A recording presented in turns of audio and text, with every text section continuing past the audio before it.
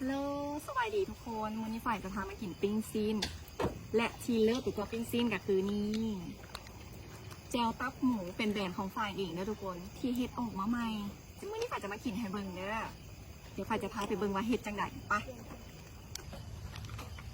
นี่ออกมาก็จะเป็นประมาณนี้แจวตับ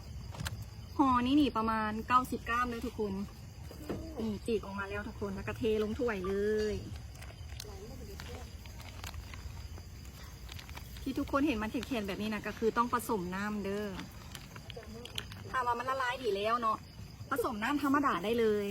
อันนี้ก็คือน้ำธรรมดาเทลงเลยเอาละขอบวงแน่ทานเชียวผสมน้ำดื่มธรรมดาได้เลยแต่ถ้าว่าทุกคนแบบว่าแช่ฟิตเนาะแช่แข็งไว้แล้วสินะแล้วอยากกินเลยบ่อยากทานมันละลายผสมน้ำอุ่นคือของฝ่ายนี่มันละลายแล้วเนาะฝ่ายกับผสมน้ำธรรมดาค่อยๆผสมไปเด้อเทให้เท่าละน้อยเนาะเพราะว่าคันเทหลายแต่มันจะเหลวพูดมันจะโบคักปานใดเทใส่น้อยนึงแล้วเขาก็ค่อยๆบี้ไปนี่คือหลังจากที่พอผสมแล้วเนาะพอดีเลยถ้วยน้อยนึงทุกคนถ้าว่าเป็นถ้วยนี้น้อยกับทั่วไปนะจะได้ประมาณ2 ถ้วยเด้ออันนี้ถ้วยมันจะใหญ่น้อยนึงดิหอมมะแคนพอดีเลยคือไปแซ่บแฮง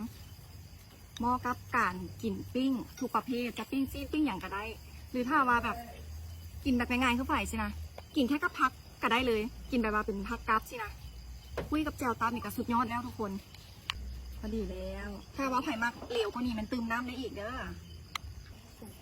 ขออนุญาตใส่มือแล้วทุกคนถนัดที่สุดแล้วโบว่ากันนะเขาเฮ็ดกินเองนี่แจวตาบ่อยากจะว่าคำว่าแซ่บหลายเพราะว่าอย่างอยากให้ทุกคนได้ลองเองว่ามันแซ่บหรือบ่แซ่บสมว่าแจวตับหมูทุกคนเน้นๆเลยแน่นๆเลยบ่ได้ห่วงเครื่องเลยจักหน่อย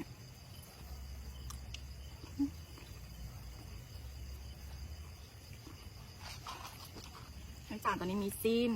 มีไข่หลังแล้วก็มีหัวใจเดี๋ยวลองหัวใจคุยเน้นๆเลยกระเจี๊ยบ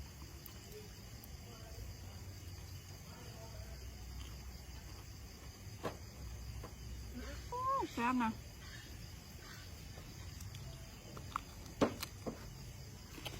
บ่ได้อวยแบบเจ้าของทุกคนอยากให้ทุกคนได้ลองชิมกันดีราคานี่จับต้องได้เพราะราคา29,000 กีบแค่ถ้าสำหรับผู้ใดที่ว่ามักบักแคนอยู่แล้วนะฝ่ายบอกเลยว่าโคตรติดใจเลยซองนึงนี่บ่แพงเลยฝ่ายทำประกันเลยว่าราคา29,000 กีบทุกคนโคตรคุ้ม90 กรัม29,000 กีบสำหรับลูกค้าเนาะที่ว่าสนใจซื้อนะบ่อยากซื้อหลายเทื่อไปแนะนำว่าให้ซื้อไปโลดเนาะ3-4 ห่อหรือว่าหลายก็หันก็ได้เพราะว่าเนี่ยถ้าทุกคนซื้อไปแล้วเนาะเก็บไว้ในตู้เย็น